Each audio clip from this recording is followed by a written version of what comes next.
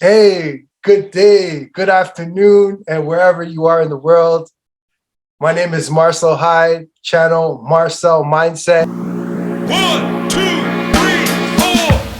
I want to remind you guys, please hit that subscribe button below, hit that notification bell, because these are episodes that you don't want to miss out on.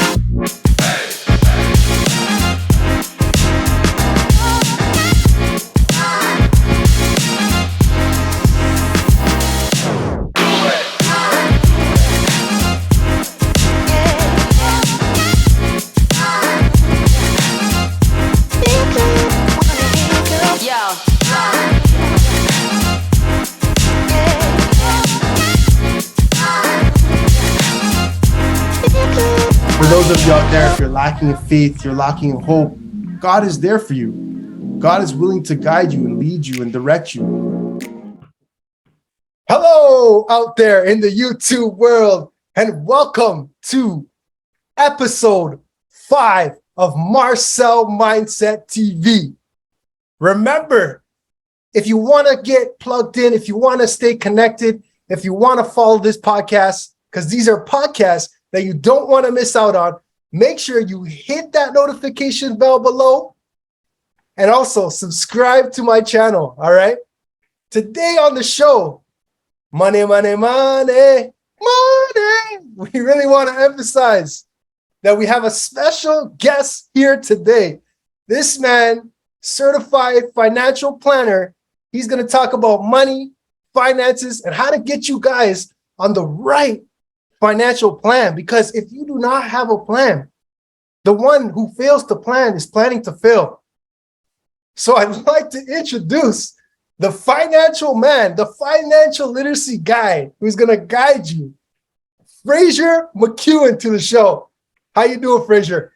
Not too bad. That was an awesome welcome. Thank you very much, Marcel. Appreciate it. No problem. It's great to have you here. I know you're extremely busy dealing with a lot of clientele. Yeah, especially this time of year and this market for sure. Yes, exactly. So I'm truly humbled that you took time to come here and add so much value to people out there. There's people out there who need your message, your word, your value. So thank you, Fraser. I appreciate that. Hopefully I can help some people here. Yeah, let's do it. So I want to start off by asking, because a lot of people want to know, there's a big buzz going around right now.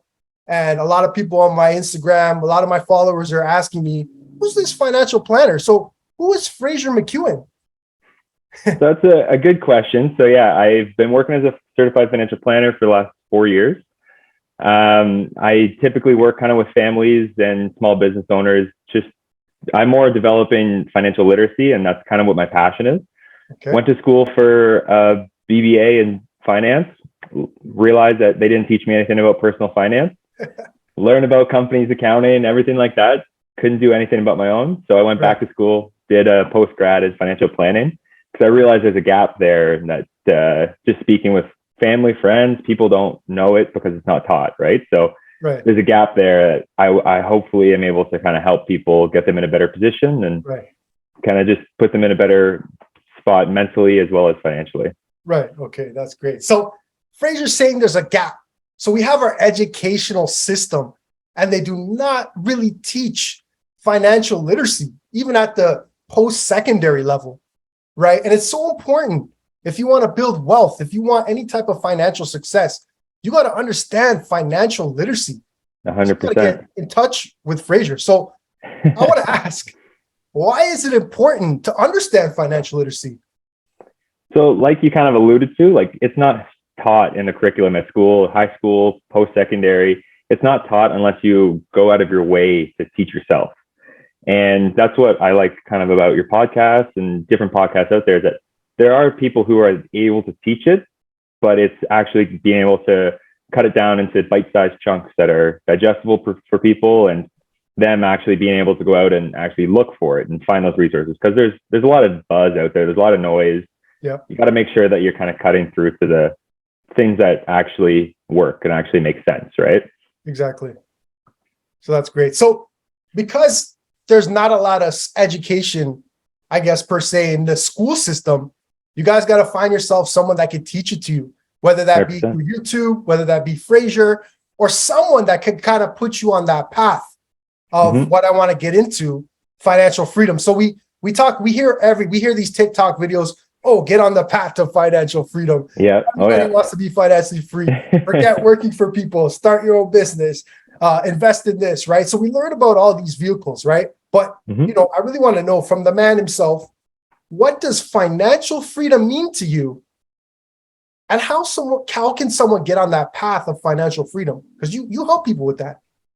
Yeah. So it's a very personal thing, right? Because like there is no just one set rule for, yeah, you know what? You guys got it. You're financially free.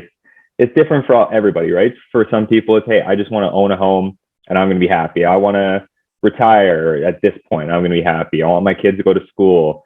So it kind of is dependent on different people's situations, but it's something that people actually have to kind of look at themselves and go a step further than just, hey, I want to save some money. What is it for? What's the reason? Go a step further and figure out what your goals are, and then say, okay, like I know this is why I'm doing these things. And then you actually have a track record to say, okay, this is how I get to that point, and I'm going to feel sustained. There's tons of people who do I'm sure you're familiar with like the FIRE lifestyle, like financially independent, retire early. Yes. People who are go crazy and retire at like 35, 40. Right. That's one side of it. Or it's just, hey, I want to move out of mom and dad's house. That's a completely other set, right? Right. But it kind of is personal, right? Right. Exactly. Okay. So it's personal to every individual. Yeah, 100%. Yeah. Okay. All right. Great. So, I mean, habits are key. Like we live with a bunch of habits in our lifetime. So, we want to establish good habits. So with money, especially. So what are 3 financial habits that people should be doing that would help them with the long term? Great question. So 3 habits that I'm always harping at all my clients is avoid high interest debt. That is consumer debt. That's super basic, but as much as you can, avoid all credit debt, all consumer debt, pay it all the way down to 0 right when you get it. Next one, pay yourself first. It's a kind of a mindset that I try to instill in people, and that is put money aside into growth vehicles, into asset creation vehicles right when you're paid. So automatically it's like it's part of your budget. It's part of a bill. Right. You're paying yourself. Right. And that's geared for whatever goal, and that's going to be that asset creation. Right.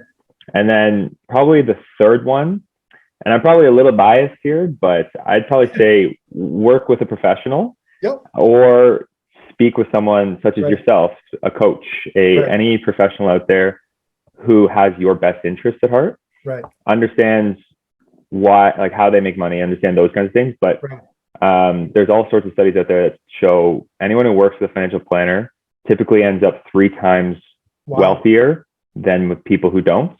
Wow. On the same track record. It's because you have that accountability. You have a coach who's going to push you, right? Exactly. And make sure that you are doing the right thing. Right. Those little steps end up accumulating and snowballing, right? Right. I love that because sometimes when you're in the picture, you can't see the frame. So that way, 100%. Great way to put it. Yeah, is going to help you. You know what I mean? Fraser is going to help you set up that plan. Sometimes you can't do it yourself. He's got a proven system that can help you. He's dealing with clients that are on that path to financial success, financial freedom. Yep. And I love how you say pay yourself first, because we have Netflix, we have Instagram, we have all these things that we subscribe to that we pay monthly on, and we have credit card debt, but we never pay ourselves first. So I love how you emphasize pay yourself first. Yep. Make yourself a priority, right? Make yourself a priority. That is key. Right. So I know we briefly talked about, investments a little bit. And, there's a lot of people that are in debt, whether it be like school debt, whatever debt, car debt. And they're also stuck between, do I invest my money? Do I save my money? Or do I pay off my debt? So in your opinion, is it better to pay off debt? Is it better to save, or is it better to invest? So that's another good question, and one that I hate saying it kind of is dependent on the person and dependent on the situation, but it is, again. And it depends on the debt. So across the board, any credit card debt, we're going to get that right down to $0, no matter what. Don't pay the minimum, get it down to zero. That's your first priority. Right. Because if you kind of show me an asset that's producing 18% interest a month, right, sure, do that, but you can't ever guarantee that. So get that credit card out of the way. Something that's charging you, just taking your money out of your pocket every month. Right. Get that down to zero. If we're talking debt that's considered good debt, so that's mortgage, that's student loans, things like that, investment loans, that's where we go a step further and say, okay, what's the interest rate actually? And is this debt tax deductible? Because there are certain debts that, like student debt, like investment loans, that I'm sure you know, are tax deductible. So that interest rate of being 4% actually ends up being a little bit lower because you can write it off your taxes. So then we look, hey, let's pay a little bit of money to here and let's start investing for you. And we always look to just get in a basic amount of savings set aside. That's your rainy day fund. That's your, stuff hit the fan. I'm going to take care of that. And then I have some money set aside. And then everything else hard is going towards my investments, my assets. Right. Okay. I like that plan. And if you want to go in depth with that plan, because there's so many people that are confused, reach out to Fraser. He can help you with 100%. That. He can get you on the right step, because there's so many people that are confused and they're struggling. They have so much debt, but they want to invest and they want to save. Like, they're going through that struggle, so Fraser can really help you work that out in your head. So, we have real estate, we have stocks, we have cryptocurrency. So there's so many different investments that people talk about. What are some investments that you recommend to people that they should maybe take a look at? So for this, a lot of the people who I'm talking to, and I think may be interested in this, are going to be people who are kind of starting out their financial journey. Right. For those kind of people, I'm usually proponents of purchasing mutual funds and ETFs because of the fact that they're so easy to purchase, to get invested, to kind of dip your toe in that market. Right. And also the fact that those portfolios are managed for you, so you don't have to be an expert to go out and say, I know the crypto space, I'm going to go and pick the next big thing, or I know flipping houses. And first off, that needs a lot of capital. That's tough to get into, but like, those are markets where you need to know your niche. You need to be better than your competitors. Right. Getting into a mutual fund or an ETF is a little bit easier because the managers who are doing those for you, you don't have to worry about that. Go out and pick good managers or have someone do that for you. Yes. And you're going to have a nice diversified portfolio automatically. You don't need a ton of capital to go out and get a nice diverse portfolio, right? So it's nice and easy. You can set something up automatically, and automatically you're in the market and you can gear it towards whatever goals you have, right? Yes. I like that. So you don't really have to even do the work. You could hire someone. You just work your job and take your capital. Mutual fund, ETF, like you said. Yeah. As crypto was the hottest thing for a while. I'm personally not a big crypto guy. There's lots of people who are very, very well versed in the space. Right. Personally, that's not my field. Yeah. So I'm not going to say that I know everything about the space. Right. Likewise with real estate, those are also great investments, but real estate just is much more capital intensive than many other investments, right? Exactly. So there are investments out there that are a lot less than real estate. So you're able to get in with lower income. If you don't have the real estate money, you could still get in. There's still investments out there, guys. Yep. So, we talk about owning assets. Like you said the word asset so many times. Right. So I just want for you to explain, because we talk about assets and there's also liabilities. So what is the difference between an asset and a liability? Because a lot of people think they have assets, but they have liabilities out here. So what's the difference? Good question. So these are kind of like the boring accounting terms, asset, liability, but they are important in your everyday life. Asset is essentially what you own. It can be anything. It could be your car, your money in your savings account at the bank. It can be your house. Right. Anything that you own and you theoretically could flip for money. Capital. Some things are a little bit more liquid, such as, and liquidity essentially is just how quickly you can turn that thing into cash. Right. Savings accounts, instant. Mutual funds, ETFs, pretty quick. Right. Crypto, maybe a little slower. It depends on what it's in. House, probably a little slower than that, but these are all assets.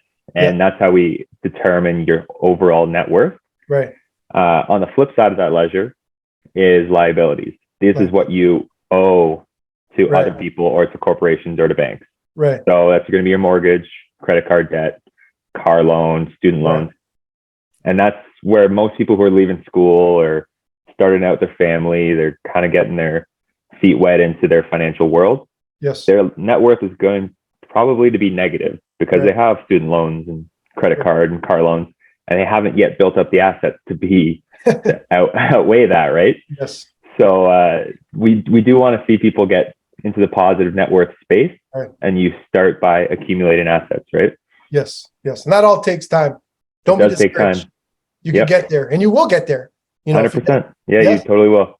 Yes. As long as you have the right mindset, you get yourself a coach or a planner like Fraser, and you guys will be on the right path, right? So get yourself some assets. Stop buying these liabilities. Think about assets. Start changing your mindset about assets. Yeah, it really is a mindset shift. It's going from that consumerism to really more just planning for the future. It seems boring, but it is really the most important thing to set yourself on that right path. Exactly. And you'll thank yourself in the later stages of your life. When you're when you can travel, when you can purchase the things that you really want to purchase. Get rid of instant gratification and become patient. It will come for you. Yeah, well said. Yes. So, this channel really want to provide here on this channel, really want to provide advice for, our younger audience, our high school students. I was there once and I had summer jobs and I made money in the summer, and I made the money to go and buy the newest, latest clothes, the latest iPad. Oh yeah, me too. Right. And I did all that, right? Instead of like maybe putting some money into a stock 10 years ago, like Apple. And today I would be, maybe, have a down payment for something, right? So, for the high school students that are going to be listening to this channel, what are 3 tips you would give high school students about money? Okay. So I'd say probably the first one is boring, and probably kids don't want to hear this, but literally learn as much as you can about debt, savings. Watch channels like this. There are other great channels as well. Watch as much as you can, learn as much as you can, and ask questions. The best way for me personally, I can say I learn is just being hands-on and asking questions. That's the best way I've always learned. But get out there, ask questions, learn as much as you can. And then the next step after that is get a good idea of the money you have coming into you and where it's all going. Get a budget. Even a rough budget will get you in a better spot, because you'll know, okay, I have $5,000 that I'm going to make this whole summer. Right. How's it going to last me the next 8 months? Or am I going to get any scholarships? That's a little bit of a bump. Am I going to get money from mom and dad? Where is this money coming from? Where is it going to? And let's see how we can make that at least balance. Ideally, have a little bit of extra money to spend on either yourself or to further yourself in education or to accumulate assets, right? Right. Yeah. And then probably something that you probably wouldn't expect me to say is, when you're 18, is go to the bank and get a credit card with a very low limit. Right. So this is going to be the first step in just being able to have a credit history. Yeah, build credit. Because one of the steps that people don't realize is that the credit unions look at your overall credit history. They want to see, hey, Marcel, you've been consistently paying off your credit card since you were 18 years old. Right. Now you're 28, 30, you're buying a house. Yep. Look how good your credit is. We know Marcel's really good with his credit because he's paid it off since he was 18. There you go. So get a credit card, but use it sparingly. Yes. And make sure that when you use it, you have the money in your account to pay it off right away. Yep. I like that. They'll try to get you to pay the minimum. Right. But don't do that. Pay it all the way down to zero. Right. Every single time. And you'll be way ahead of schedule once you actually graduate school. Yeah. I like those. All right. So you want to be working on building your credit from a young age. So start early. If you don't understand these terminologies, there's this channel. You can reach out to Fraser. There's YouTube. So I was reading something in the Toronto Star the other day, and it was saying millennials are the generation that are living at home. And the reason before that is because maybe they didn't get this information that Fraser's talking about. If in high school, the millennials started saving, maybe today they would have more, there would be more millennials owning property, more investments, but maybe they lack the financial literacy. So we're trying to provide that. So the next generation coming up, they're not in the same situation or position as a lot of the millennials living at home or living with family. We want to set you guys up for success. And this is what all this channel is about. That's why Fraser is here. That's why I'm here. We're trying to set you guys up for success. So I want to talk a little bit about savings. And I know there's some savings plans out there. So what is the difference between a TFSA versus a RRSP? Because that's a term that we always hear. Get an RRSP, get a TFSA. But, what are those really? Like, could you speak about that? Yeah. So TFSA, basically tax-free savings account. Okay. People like to cue on that savings part of the word, but it's a lot more than that. So I kind of like to think of it as like a bucket of just, that's what the account is. And you can put whatever you want within that bucket. It can be a savings account for you, but I try to push people to take it a step further and hold their investments within their tax-free savings account. So the true potential of the TFSA is that any money you make in that account is yours to take 100% of the time. It's 100% tax-free. Right. That account can theoretically go from $100 to $1,000, $10,000. Mm-hmm. And that money is yours to take out. No penalty to withdraw. Nothing, no worries about that. Right. So it's a really good tool to have in your arsenal when you're saving or when you're investing.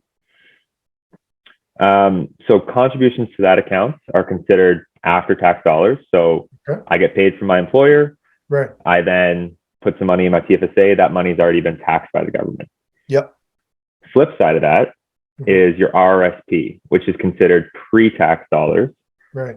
So my company is paying me.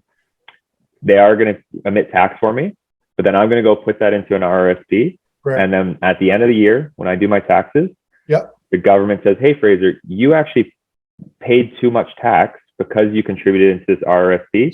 Here's that money back. And you get a nice tax return in April. That's where you hear people getting really nice tax returns. Usually they had some RRSPs in there that helped out. Right. It's a really it can be kind of complex to go through in a shorter time frame, but that's something that I post a lot of. I know, Marcel, you've talked about as well. And feel free to ask me, and I'm more than happy to dive into these kind of topics. Another point between the two, the room is calculated differently. So people say, oh, I got $6,000 more TFSA room this year, but your room is actually calculated based on the year you turn 18. Mm-hmm. Once you turn 18, government says, hey, Canadian, here's $6,000 that you can contribute into your TFSA. Next year, here's another $6,000. So people who are a little bit older have a little bit more room, but you start accumulating that room once you turn 18, no matter how much money you make, doesn't matter. RSP is a little different. It's based off of what you make. So 18% of what you take home, you can flip into an RSP plan, up to a certain limit. And that room also accumulates every year. So it's going to be based on however much money you make your lifetime. But other than that, withdrawals from TFSA, free and clear, like I mentioned. On the RSP, you're actually going to get taxed on that when you withdraw it, as if you had just made income from your employer. So it is important to, when you contribute to an RSP, think about what that money is going to be for. There's two specific times you can take that money out. It being a first-time home buyer is the most significant and the one that most people use.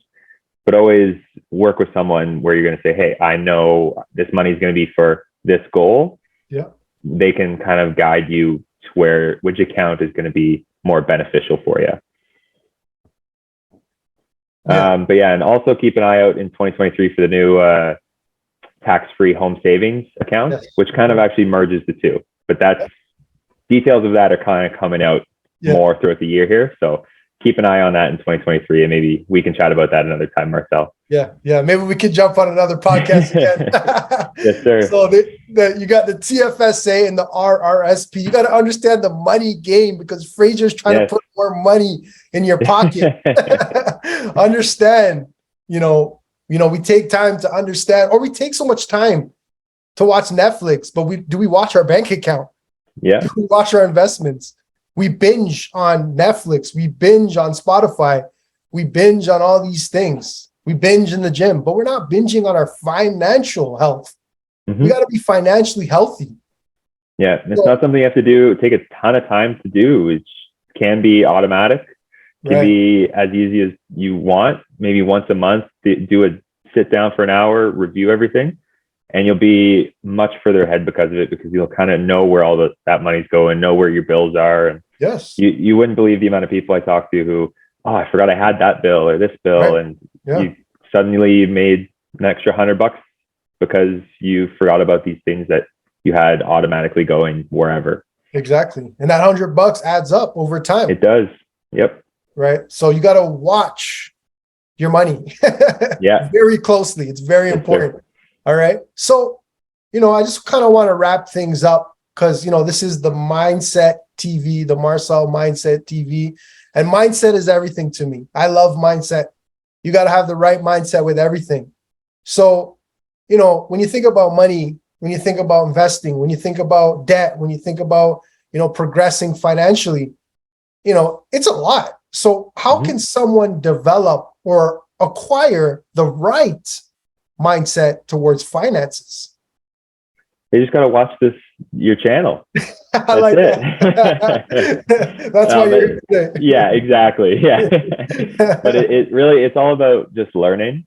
Yeah. Getting yourself in that right mindset is not something that you can just flip a switch and be ready to do. You got to learn the why of what you're doing. You got to put yourself in a situation and say, okay, this is why I'm doing these things. This is why I'm making these sacrifices, because you won't do it otherwise. Until there's a reason for you to do it, you won't. And that's human nature, right? You want the instant gratification. But learn about why you're doing it. Take time to make yourself a priority, make your future self a priority, and you'll really start to kind of set yourself apart. Yeah. I like that. Know your why. Why am I saving this money? Do I want to buy a house in the next 2 years? So you know what? Instead of going to Starbucks every day, hey, I'm going to save this money. And within 2 years, I might have my down payment. So Fraser, you brought so much value. I'm going to have to watch this a couple of times. I made a bunch of notes for myself because I learned so much from you today. So perfect. Yeah. So for the audience out there, how do they get started with you? Like, you guys got to get started with this, man. How do they learn from you? How do they get connected? So plug your stuff. Yeah, I'm on social media, Facebook, Instagram, LinkedIn. Marcel, my email's in there as well. So I have all of my socials you can find on my Instagram, Fraser's Financial Freedom. I post fairly frequently on there. And I also have all my links there to my email, website, everything can all be found pretty much through my Instagram as the main hub. Great. That's great. Thank you. So make sure you guys are getting connected to Fraser so you can start that financial freedom plan, right? Yep. Like I said in the beginning of the show, if you don't have a plan, the one who does not have a plan is planning to fail. So start today with Fraser. Fraser has so much value. He has so much education. He has so much knowledge in that. And he's an expert. So you got to go to Fraser to figure out your financial plan and the steps that you need to take. Yeah, anyone, I'd rather talk to people who are invested in learning those kinds of things and are interested than searching for more people to talk to who aren't as interested in learning about it. If the people who are watching your channel, those are kind of the top 1% of people who are trying to learn things and get themselves better. I got all the time in the world for people who are getting themselves in that position. That's fantastic. I love that. So thank you very much for coming on the show, taking time out of your busy day to be here today. Anytime. Man. Thank you. It was great. So anytime, Marcel. Yeah. Would you like to say anything final before we wrap up the show? Really, that's it for me. But in terms of savings and stuff, there's a lot of people saying, oh, you got to stop Starbucks. You got to stop Netflix and stop eating avocado toast and stuff like that. Yeah. I always say, like, you know what, figure out what's important to you. There you go. And then make sure you budget money for yourself. Make sure you take care of yourself. Say, okay, I'm spending this money on myself. Now I'm not going to feel guilty. Exactly. And then make sure you set aside some money that's going to be for your future, for your goals, and make it automatic. Make it so easy that anyone can do it. Love it. That's the man with the financial plan. All right. Thank you, Fraser, for coming on the show. Thank you guys for viewing episode number 5. So please, guys, subscribe to the channel. Click that like button below. Let's get this worldwide. Let's get this channel out there. Let's get this exposure. Thank you guys for coming. I really appreciate it. Fraser, again, thank you. Take care, Anytime, my friend. Marcel. Chat soon. All right. Take care. Take care.